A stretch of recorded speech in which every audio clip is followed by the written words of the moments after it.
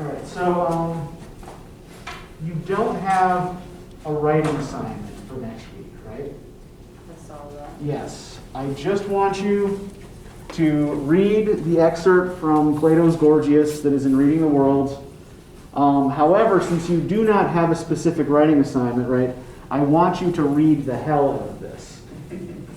By which I mean, right, apply the processes that we've been using in the homework assignments to this reading, right? Look for unstated assumptions, look for implied ideas, look for strands and binaries, right? So that we'll have plenty to talk about when you come to class on Tuesday. And also, I do still want you to do the vocab thing, right?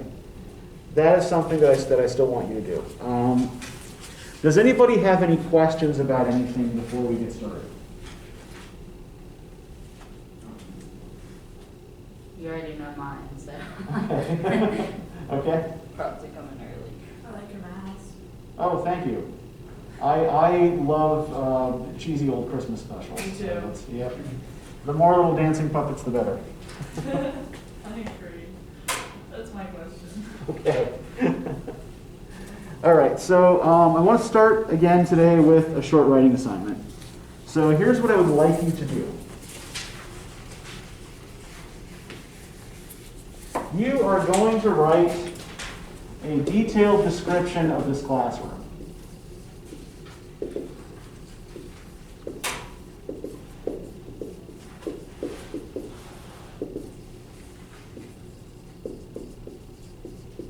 Now, in doing so, there are two things that I want you to bear in mind, right? First, try to avoid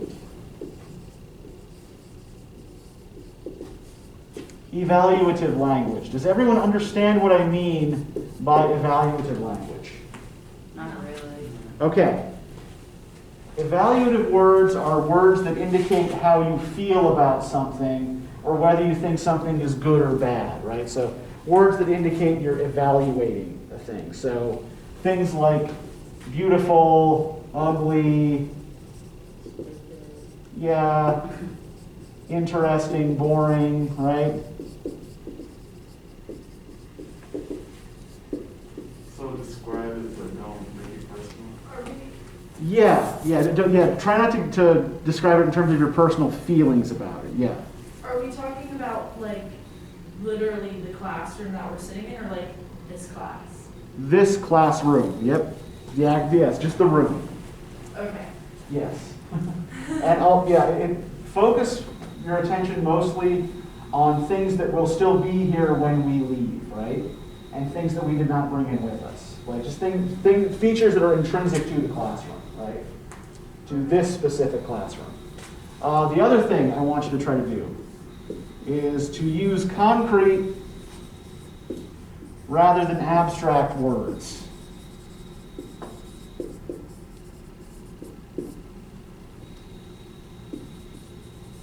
Now, a concrete word is one that gives a specific sensory impression.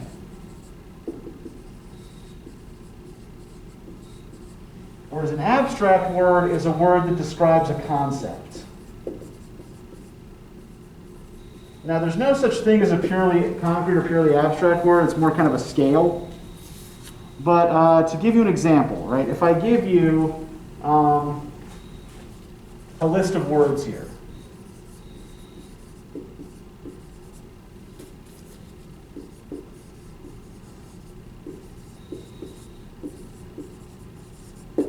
Take a second and organize these from most abstract to most concrete. Which is the most abstract? Which is the most conceptual? Rose. Wait, no. Plane? Organism. Organism is the least specific, right? Yeah. And then, what would be the second least specific? Plant. Okay. Then flower. And rose.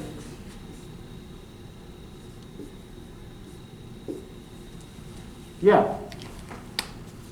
You get it, right? Everybody understands? Okay. Here's kind of, I know like it's so irrelevant, I just want to know your thought process. Uh-huh. A. Oh, yeah. This is C2. most abstract, also abstract, most concrete, slightly less concrete. Gotcha. That's my basic thought process here, yeah. I thought it was a parenthesis with the two in it. No. Nope. But I can see where you would think that. Oh, I see it now. Okay. Blank So, parentheses. Does anybody have any other questions about what I'm asking you to do? No. Okay, Wait, are we so gonna read this out loud? you are going to read this out loud, yes. Okay. So go ahead, you got 12 minutes, starting now.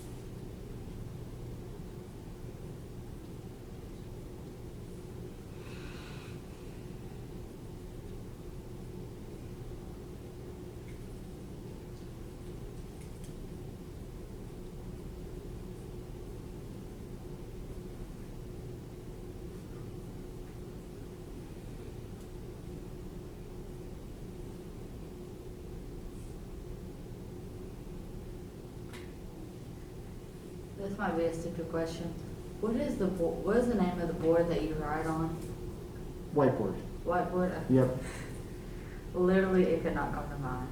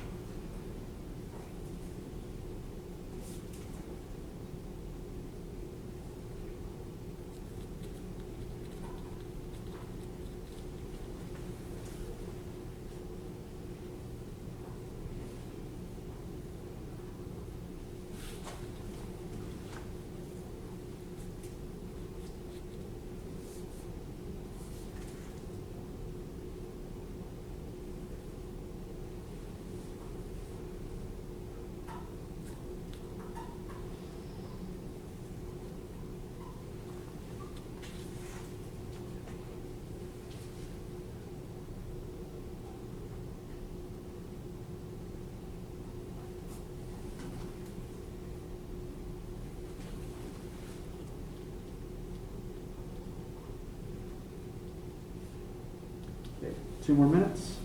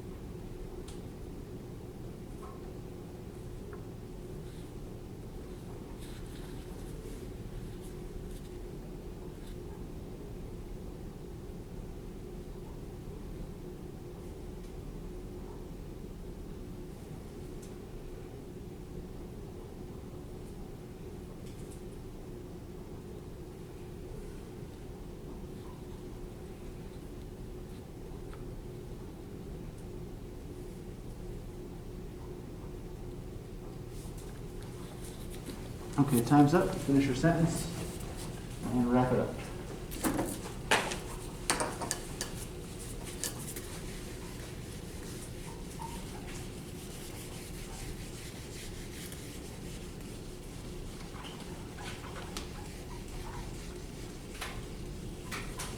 Okay, so we're going to do the same thing we did at the beginning of last class, right? I want everybody to read their piece slowly, loudly, and clearly so everyone can hear it.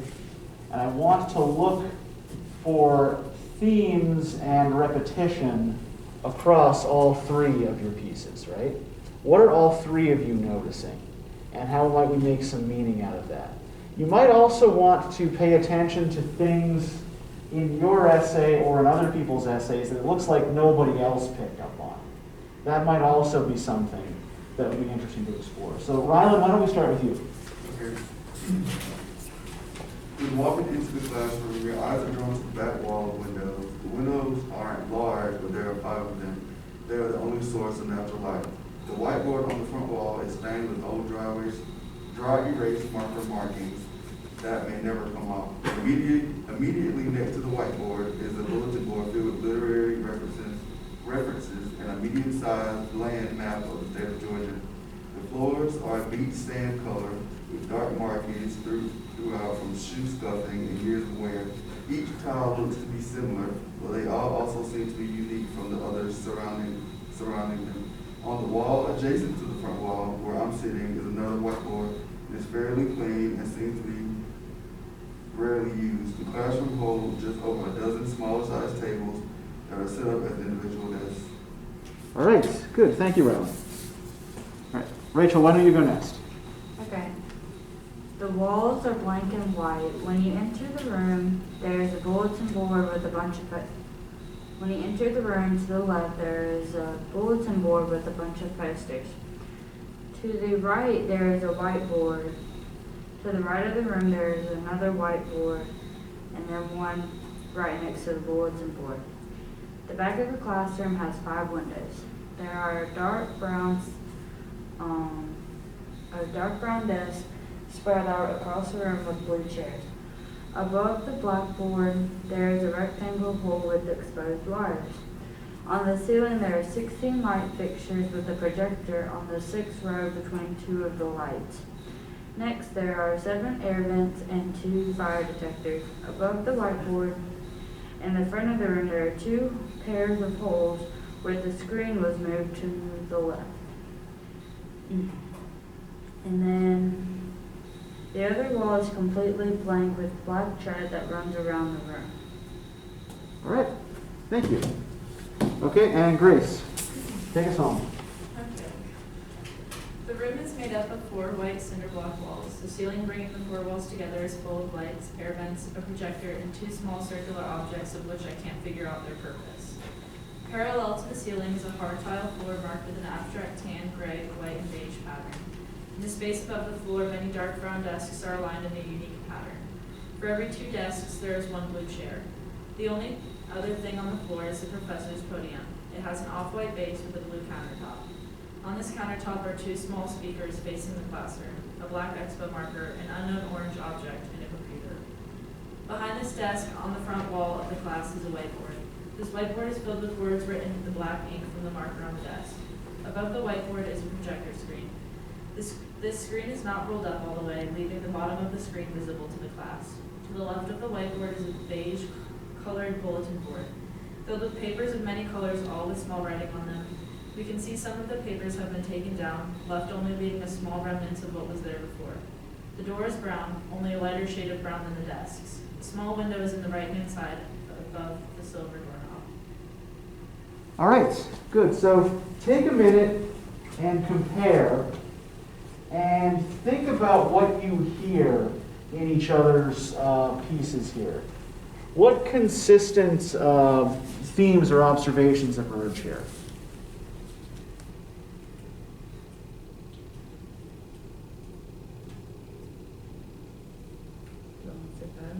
Yeah, go ahead, whatever. So I noticed that Raylan and Grace both talked about the floor and the scuff marks, but Okay. mine I didn't notice. I didn't really talk about the floor. Okay, yeah, both of you talked about the floor, and you both noted the scuff marks and the wear, right? But otherwise, you talked about, like, there was one thing that I thought was particularly interesting in the way you both described. You described it as being beach-like, which is like honestly, like, I have never looked at this floor in that way before, but it makes sense given the coloring, right? It's and you were more focused simply on what color it was, if I recall. Yes. But yeah, so it's a tile floor, lots of scuff marks.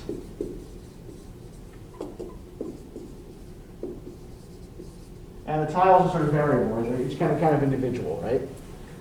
So which detail about the floor seems most significant in trying to interpret it? The tile, like the what it's made out of itself. The tile. Okay. Justify your positions here. We all just said different. Yeah, you all just said something different. Right? So what about the color might be significant? It's the What? first thing you notice when you look at it. Okay, it is the first thing you notice when you look at it, right? But is the first thing we notice when we look at something always what's most important about it? No. It's the first thing that draws your attention, right? Does the floor seem to be designed to draw your attention? No. Does it? Yeah. Does anything? So how might that be part of a consistent theme within the room? How much within the room is there to draw your attention? There's nothing. Maybe the bulletin board with all the. But it's What? like other than that, it's just blank. Yeah, most of the room is blank, right? We got blank white walls, blank white ceiling. We got some stuff on the bulletin board up here. If we look at what's up here, does it look like any of this is relevant to this class? No. Yeah, it is not. None of it was made for this class, right? So what does that suggest about the room? It's boring. It has to, It has multiple purposes. yeah. Yeah, multiple people use this room for different classes, right? So, this looks like it must have been like a Shakespeare class or something like that, right? Now, what might the scuff marks all over the floor indicate? Why might that be important? What might that tell us? That a lot of people have walked on this floor. That a lot of people have walked on this floor, yeah. Or they That, don't there- pick up that this room has seen a lot of use, right, over time. And then what else might that tell us about the age or the status of the building? It's old. Yep, old building, and no one's ever bothered to change the floor, right? right? However dirty or scuffed it might become, right? It remains dirty and scuffed and just keeps getting dirtier and more scuffed because no one's bothering to replace it with a new one, right? Are there other things in the room that seem kind of old or worn? The hole over there. Okay, yeah, there's that weird hole. Can you guys figure out what that hole? I think you're the only one who noticed it. That's the first thing that caught my eye when I walked in the classroom. Because it's freaking weird. Yeah, for one, it's a break in an otherwise blank white wall, right? And yeah, it's freaking weird. It looks like maybe a projector or like a TV or something was up there. Uh-huh. Because Yeah. it looks like those wires are like connected, like they could connect to something. Yeah, it actually, it was, there was a clock up there. That's what, Oh, wow. yeah. There's a one. So yeah, on the one hand, yeah, there is no clock in this room, right? Right.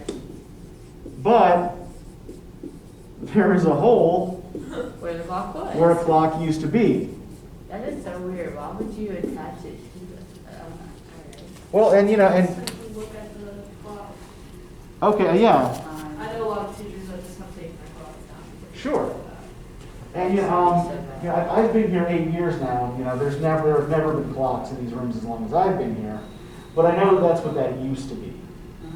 But what's even weirder about that little hole in the wall there? What's even weirder than the fact there's no clock? They just left the wires exposed. Yeah, that it's never been fixed, right? It's just been left like that. So can we see a pattern here with the scuffed floor and the clock hole? Not a lot of care taken. Yeah, we can see kind of a theme of neglect, right? They'd rather neglect the old buildings, but then build newer, nice buildings and make sure they are up to date and don't look crappy like this. Yeah, if we compare this to like the nursing building or the psych building, right? Right. Their classrooms don't look like this. Is there anything in the room that does appear to be new or newish? Desks and chairs could be relatively. Yeah, the desks are a little scuffed, right, but not that badly. Maybe the projector. Okay, yeah, we got a projector, which is kind of jerry-rigged with a pipe and zip ties, right? Oh, shoot. But the projector itself, yeah, looks relatively new, yeah? Anything else in the room that looks like it could be relatively new? This whiteboard behind you, Okay, yeah, that whiteboard behind you, what makes that look new? it has no, virtually no marks on it. So- Yeah, it doesn't look like anybody's ever used it, right? It's pristine. Now, why do we think no one uses that whiteboard? Because the teacher's podium is there. Yeah, the teacher's podium is here. What else faces front in the room? That whiteboard. There's this whiteboard, yep. Desks. The desks all face front. And could we theoretically rearrange the desks? Yeah, the door. Yeah, the door is right there, yeah. So even if I wanted to reorient the room this way, right? We'd have to turn a bunch of relatively large and heavy desks. If I wanted to put something up on the projector, we'd all have to turn this way. And if somebody walks into the classroom late, it's more disruptive, right? So everything in the room suggests that we should be looking this way, but we still have a whiteboard over there. Anything else in the room that you guys notice that looks weird or that looks new? The speakers. Okay, yeah, the speakers. We got this little ThinkPad here, right? We got the computer and the computer inside the podium. Yeah. Yeah. Now I will say that none of these things are new precisely, right? They've all been here as long as I have, and as I said, I've been here now 8 years. Wait, what does that box do? By the bulletin I board? think that is the thermostat, and it's locked so that we can't fiddle with it. Yeah, well, but yeah, so given like the age of the obvious age of the facilities, right? We've already made some determinations about what that says about like the relative level of care that has gone into maintaining the room, right? So what does that suggest about the department's status as an institutional priority? It's not really a priority, it's like on last. Yeah. Yeah, nobody bothers to fix our shit, right? But yeah, we can't get somebody to come in and repair things in here, right? But we do have a relatively new projector, and a relatively new computer in the podium here, right? Which suggests like little kind of technological band-aids placed over the fact that the room itself is in a state of relative decay, right? I feel like for how new, or I mean, old this building and room seems, the windows seem to be in pretty good condition. Yeah, well, because y'all are facing this way all the time. I don't know. I can't tell if the window's new or not, so I don't Those know. lines are kind of messed up, like, Mhm. those are kind of closed. Yeah. But I mean, what about moving the projector? What's that? What about moving the projector, because you can see the holes, like, that it's been there. Yeah, it looks, yeah, they're right. What these are over here in the corner are old maps and an old projector screen. There used to be one that was larger. So that's what you see here is the remains of an older, larger screen. But so we've already figured out some, like, okay, so one way to read the room here is to look at it in terms of the age of the objects within it and comparing the objects within it to get a sense of how important this classroom is to the institution as a whole, right? What about the kind of the teaching style that's expected to be used here? What can we figure out from looking at the room, looking at stuff in the room about that? They expect the teacher to teach right there. Yeah, Versus right over there. Yeah, they expect me to be front and center up here, right? And why do you think that matters? Why do you think everything is front focused? What do you think the expectation is or the assumption is then about how you learn or how you're going to interact with the space? What are you supposed to do if everything is front focused? Focus your attention to the front of the room. Yeah, you're supposed to be paying attention to whatever the teacher is doing, right? So, you know, like this room, for example, doesn't seem to be very well set up. Like if I wanted to put you guys in a circle or something, right? That would be kind of difficult to do with the way things are in here, right? So everything here is set up for a kind of traditional lecture style class. You know, I've got my podium over here, I've got the projector right here, I've got big clunky desks, in which most of your attention is focused on me most of the time, right? So I wanted to think about that in particular because I want to then compare this to the picture that I had you guys analyze for your last homework assignment of this medieval classroom run by one Henricus de Alemania, which simply means Henry the German. We don't know anything really about this guy apart from this picture. It's not like he's someone who is an important historical figure. So we can just kind of take him to be, you know, average university professor of the mid-14th century, right? So what I want us to think about here is this picture in terms of the formula in the textbook, you know, seems to be about X, but could also be about Y, right? So what's the obvious subject, and then what other things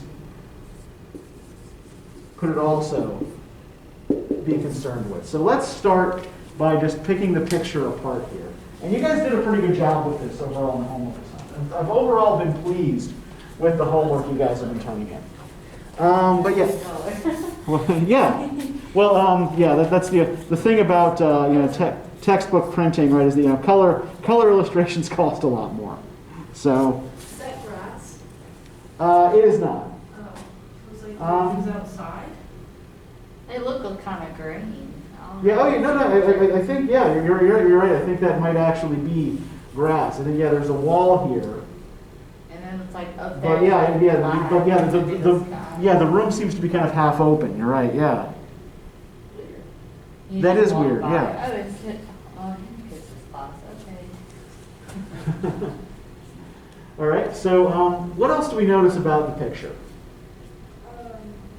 He's staring in the back of the room. Okay. Yeah, we've got the professor. Yeah, he's staring towards the back of the room. Yeah. I couldn't tell. It was like he's staring to the people in the back, or is he staring like literally just over everyone? Because I was like sitting there for like 10 minutes trying to figure it out. Because that would have been so relevant if I had been able to decipher the difference between the two. Yeah. But I was like, oh, I don't know, I can't tell. Well, yeah, okay, so yeah, let's try to think about this by weighing evidence here then, right? So if he was staring at the people in the back row, what would they likely be doing? Probably sitting up and Yeah. paying attention. Probably responding in some way, right? Does it look like the back row is responding in any way to Henricus? Absolutely. Not at all, right? Yeah. They're sleeping. I mean, Yeah, we've got, this guy is half falling off the bench, right? Yeah, he just fell off. yeah, I mean, like he looks like he's just pulled an all-nighter, or maybe he's at the end of a 3-day bender or something, right? You know, this is, you know, yeah, he'd rather be anywhere else, right? Mama made me go. The guy on the back row is just staring at that girl, but she's not even looking at him. Right. Let's see, so one thing to note about this, remember, this is a university lecture in 1350. Oh, yes. Would there be any girls in the room? Oh. No, these are all men, yeah. Well, Oh, so that's not a girl. Nope. yeah, that's what I asked about the one on the second row, because he Yeah. looked like he was doing the same thing, but then I'm like, wait, I don't think they could come out back then. Well, yeah, well, that's, yeah, yeah, there are no women in this room. All of these are men, right? Only men were permitted to attend universities, in part because, you know, only men could become priests, and the Catholic Church held a virtual monopoly on education in medieval Europe, right? So, what else can we maybe connect here to a medieval context? Their outfits. Okay, the outfits, yeah, everybody's wearing robes, right? But they're different colors. Like, They are different colors, yes. So what those probably indicate, I think, are the number of years the person has been studying, right? So depending on which, like, what your class year was, you would wear a different academic robe. So They have like a play robe, like a casual robe, and then like one to go to class. I mean, yeah. First year green. You know, I'm actually not sure. It's like Which Spirit co- Day. I just remember in high school, like freshmen were green, sophomores were blue, red So- and purple. Yeah, that may very well descend from the color of medieval academic robes, yeah. Like royalty is purple. Yeah, If he's wearing blue, I don't know. Yeah. yeah, I mean, it's, you know, it's not split up by major because there was no such thing. Everybody studied the same subjects. So that would be different as well, right? You know, the class isn't divided up into people who are majoring in different. But if it was based off of like education, the professor's wearing a blue one, and like some other ones are, including the sleeping one. So does Yeah. that mean they're like about to graduate or about to go into higher education? And if he is, like Mhm. he's about to become a professor, why is he sleeping? Well, and I mean, a lot of these guys, like, yeah, their ambition would be either to become scholars or to go into the church, and not just at the level of like a parish priest, but, you know, into like church administration. Some of them would go on probably to practice law, things like that, right? But let's just, again, we kind of like specifically look at the nature of the classroom here and the way it's set up. Right, so we've already noticed that Henricus is staring out to the back here, right? What is it that allows him to stare out so far? How is it that he's able to stare out so far? Podium to wear There's higher. someone that- Yeah, he's sitting way up high, right? Up above everybody else. So what kind of relationship does this suggest between instructor and students? The instructors are higher or more in charge than the students. Okay, yeah, there's a suggestion of authority there, right? Yes. That this is the guy who's supposed to be in charge, and you're supposed to be looking up and paying attention to him, right? What else does it suggest about the relationship between students and professors?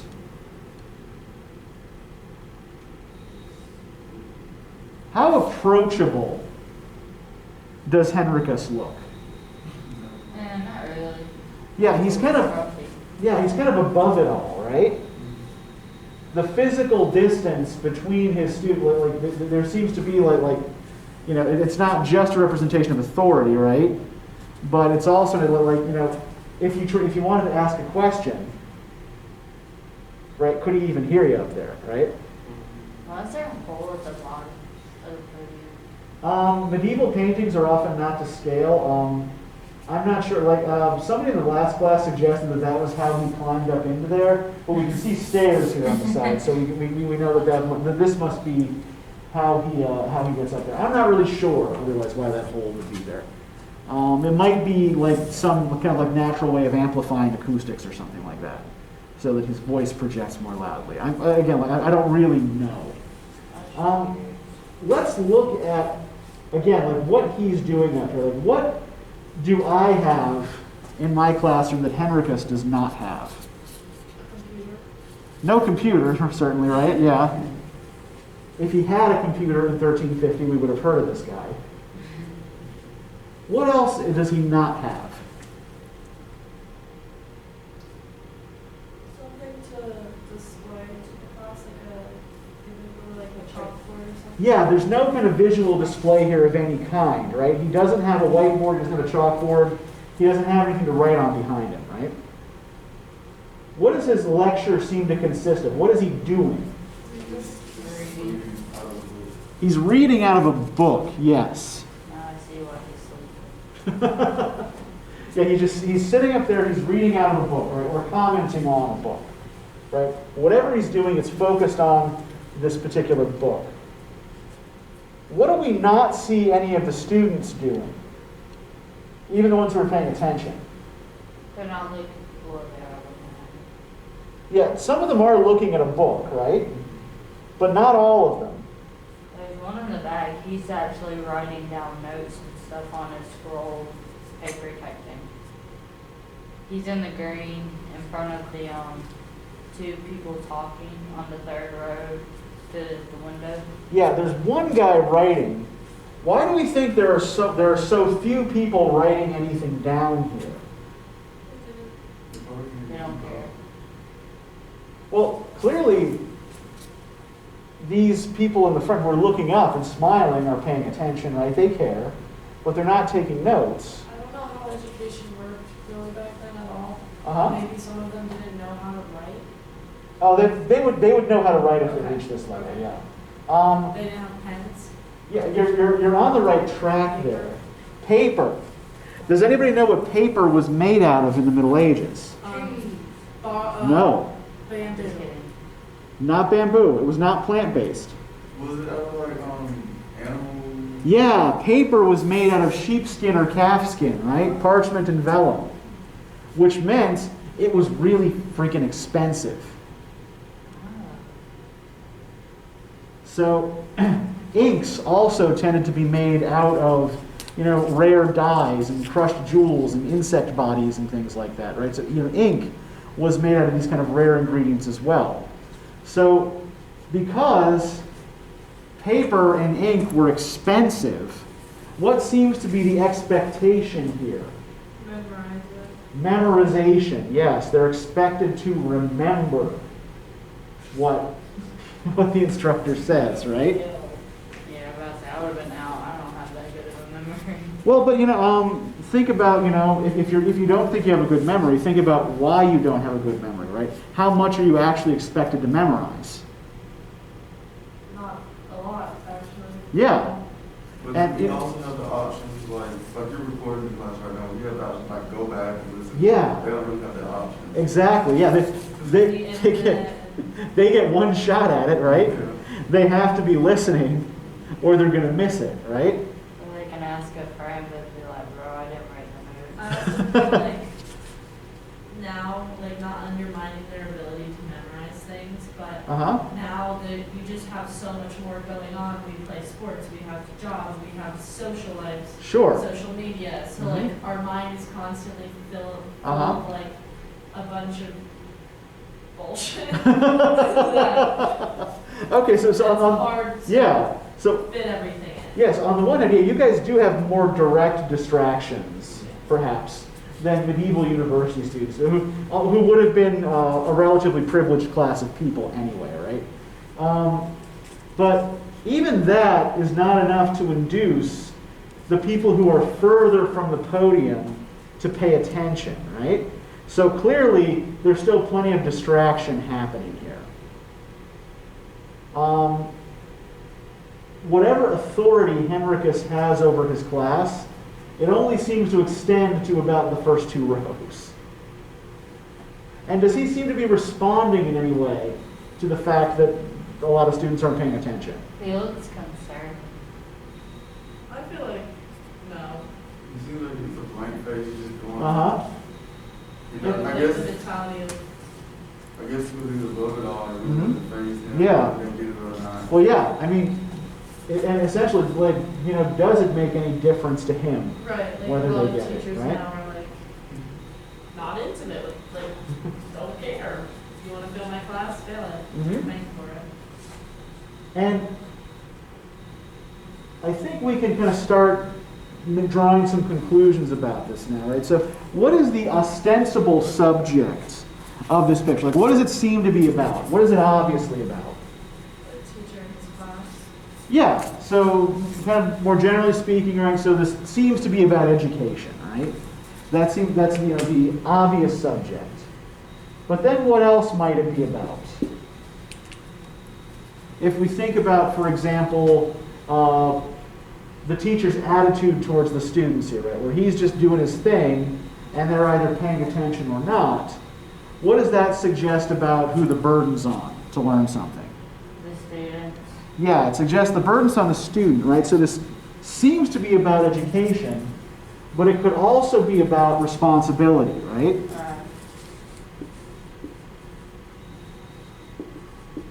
It's up to them if they want to learn and pursue it. Yeah, Would they have to like pay for their class, like to be in school? and in fact, generally, you would pay tuition not to a university, but to specific lecturers you wanted to take classes from.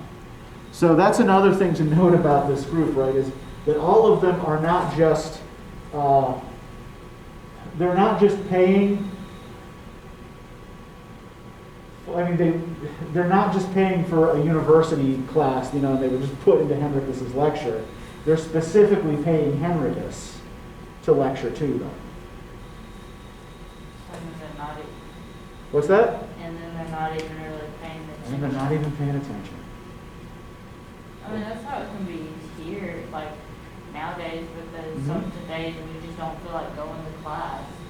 Too tired. Mhm. Yeah, but I think like the difference here is that like you don't specifically, you're in my class because you're registered for this class, right? I'm not personally paying. You're not personally paying me, Falling right? asleep while getting to Yeah, you are indirectly paying my salary through tuition and also through your tax dollars because I'm a state employee, right?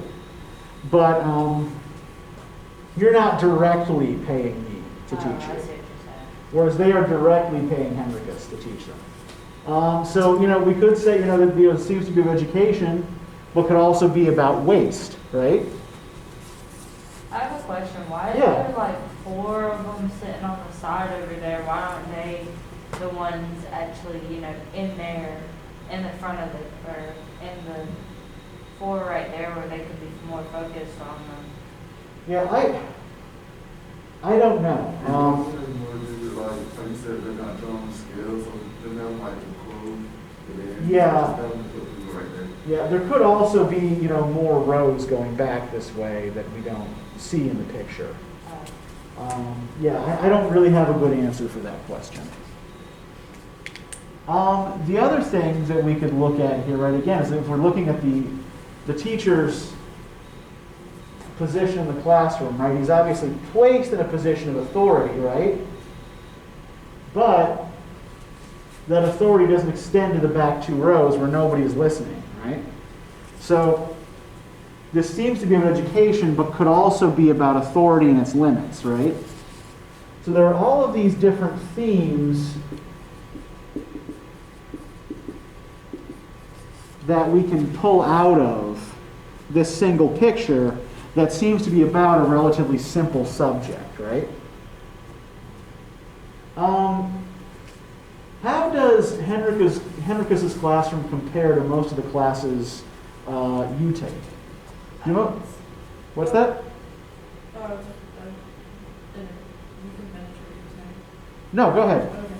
I said, like, in my writing, Uh-huh. said that it was pretty similar to what I see today. I mean, obviously, just in terms of, like, kids sitting in the back of the class because it's easier to get away with stuff back there. Right. Whereas kids who want to learn go and they sit in the front and they pay Uh-huh. attention and are dedicated to it.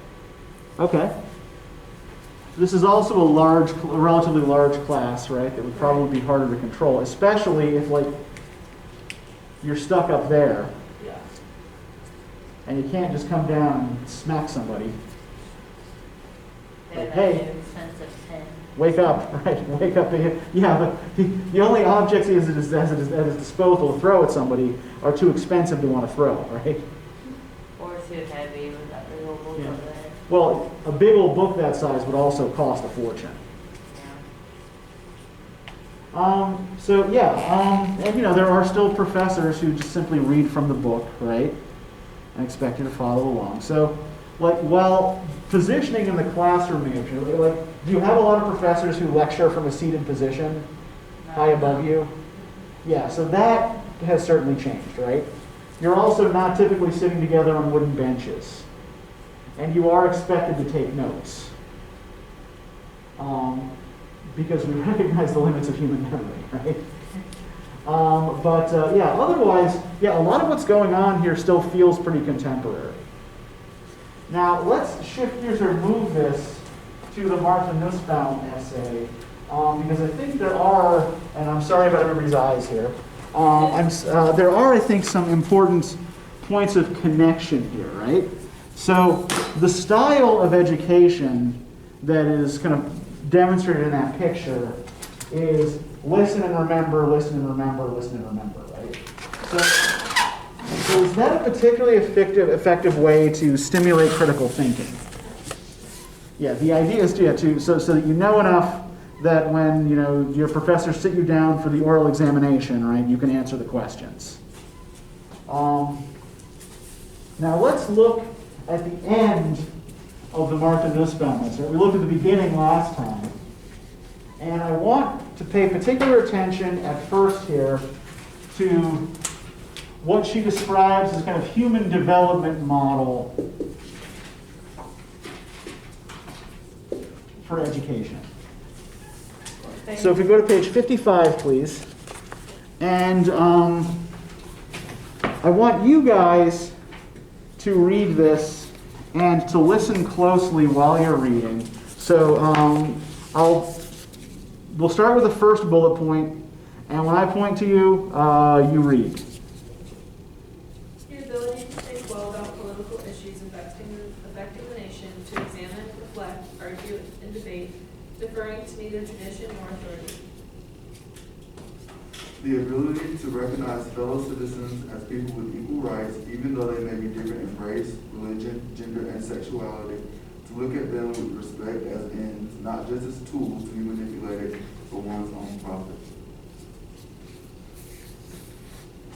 The ability to have concern for the lives of others, to grasp what policies of many types mean for the opportunities and experiences of one's fellow citizens of many types, and for people outside one's own nation.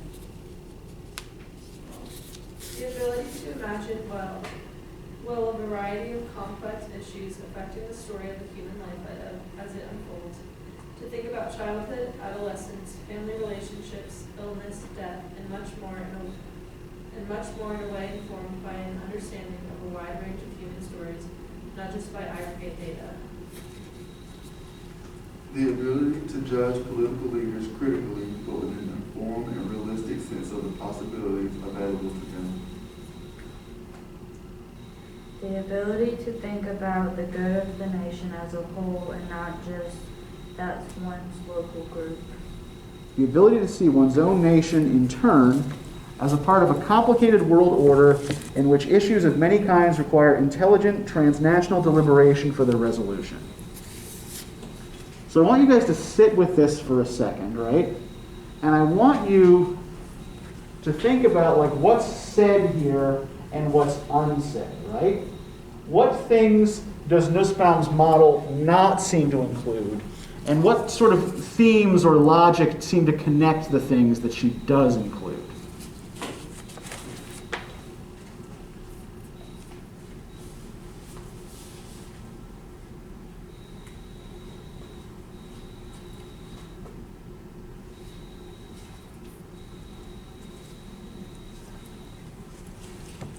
She seems to care about the people, like that's kind of in everything as a whole, like the whole nation, not just someone separately.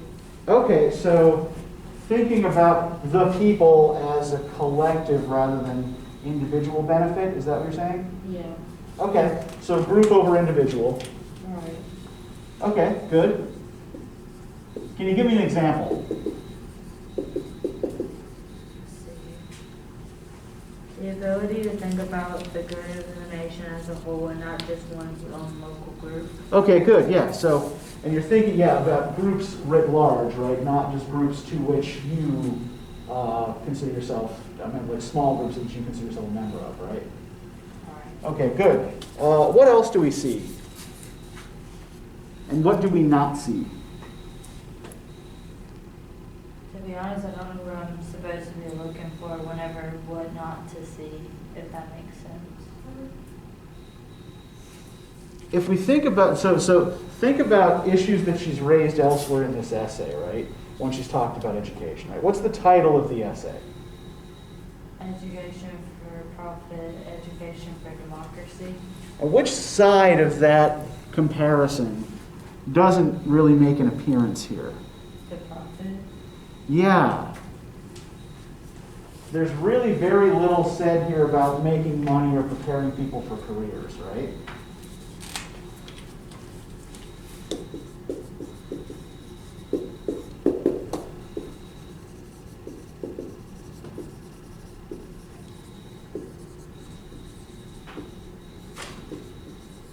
In fact, is there really much said at all about learning specific skills? Not really, right? All right.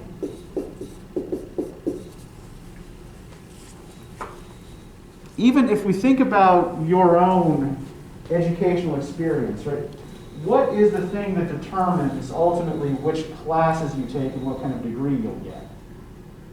What do you have to pick when you start college or A senior? major. You have to pick a major, right? You have to pick a particular field to specialize in, right? Do any of these ideas seem to map easily onto any particular academic field or major? It talks more about like the policy and politics side of it, in a way. Uh-huh. Yeah, it's not anything that's specific to any particular field of knowledge, right?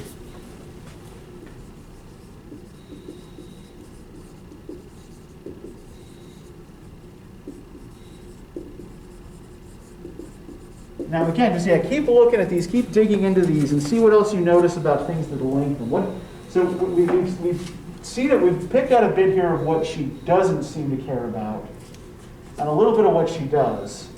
What else does she seem to care about? What else does she seem to value here?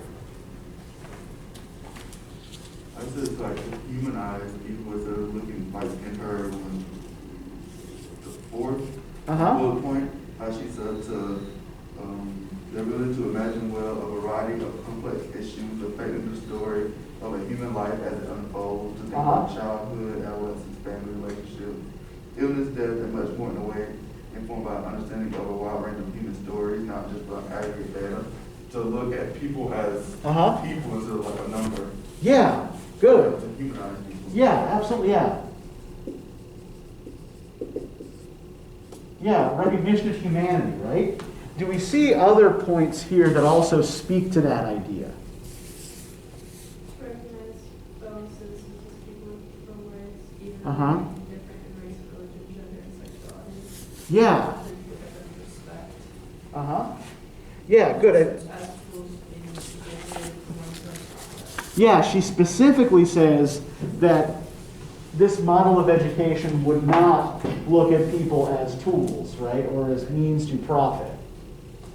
Right? But yeah, looking at people as people, and also like sympathy seems to be a big part of this as well. Like, learning, you have not just humanity, but sympathy.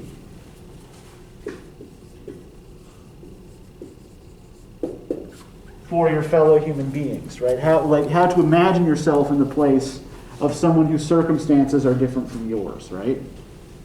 Okay, good. Anything else that you guys notice here connecting these ideas?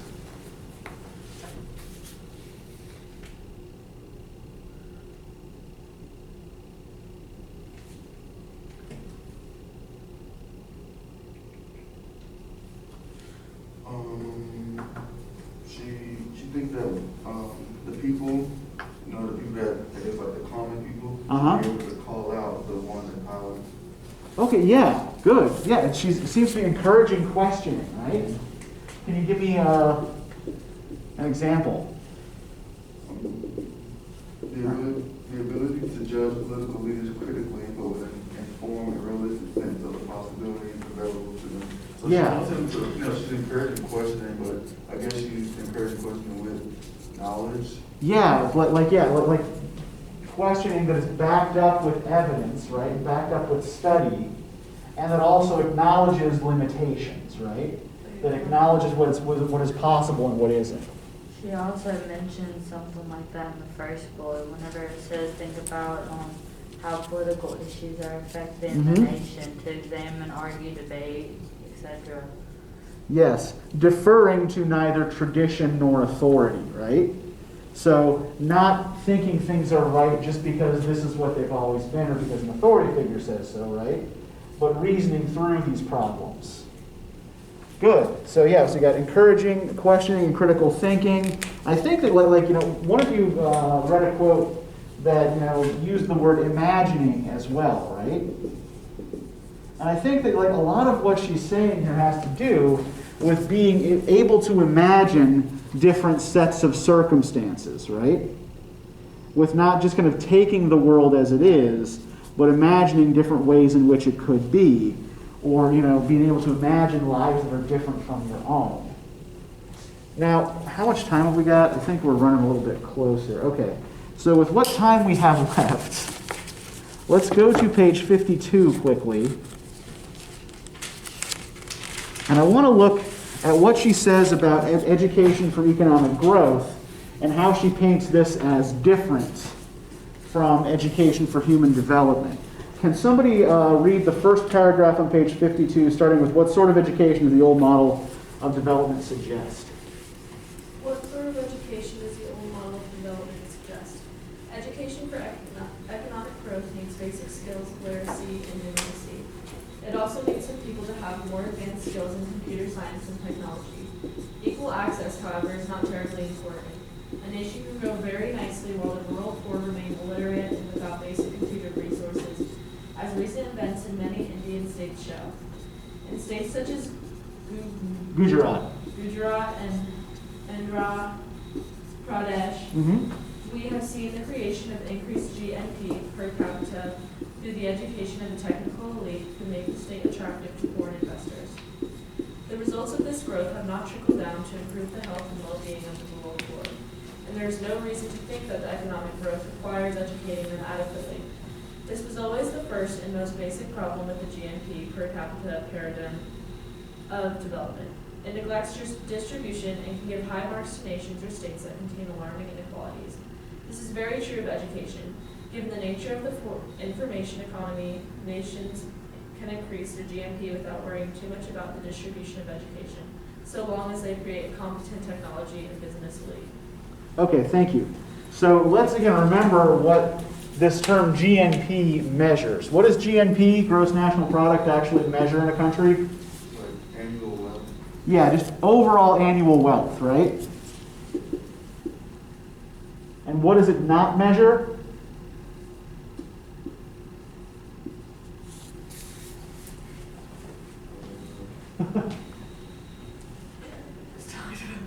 This was just Tuesday, guys. It was. It doesn't measure quality of life, right? It doesn't say anything about how those resources are distributed, right? It just tells you how much money a country generates in a year, right? So what is she saying about the kind of education that a country that is only focused, or a state that's only focused on growing its economy, on generating more wealth, what are they going to emphasize? Are they going to emphasize any of this stuff? No. Just basic skills, numbers, literacy. Yeah, everybody needs to be able to read and everybody needs to be able to count. And some people will be taught specific technical or computer skills, right? If you are being taught technical skills or computer skills, then what essentially are you being taught to do, or what are you being taught to work with? Computers. Yeah, computers, technology, machines, right? Not necessarily with other people. So people skills don't matter, right? What matters is what you are able to, like, whether you are able to build a machine or make a machine do particular things, right? This is all machine focused. How do really teach you to be a machine?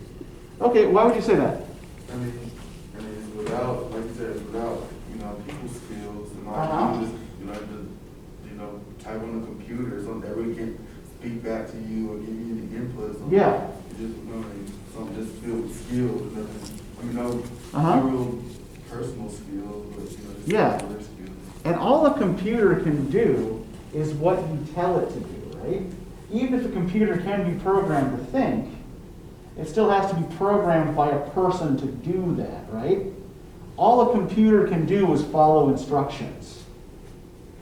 A computer can't do any of this kind of stuff, right? It can't imagine and it can't question. Now, another thing to note in this paragraph, how many people in Gujarat and Andhra Pradesh and other such economies get this technical education? And how can we tell?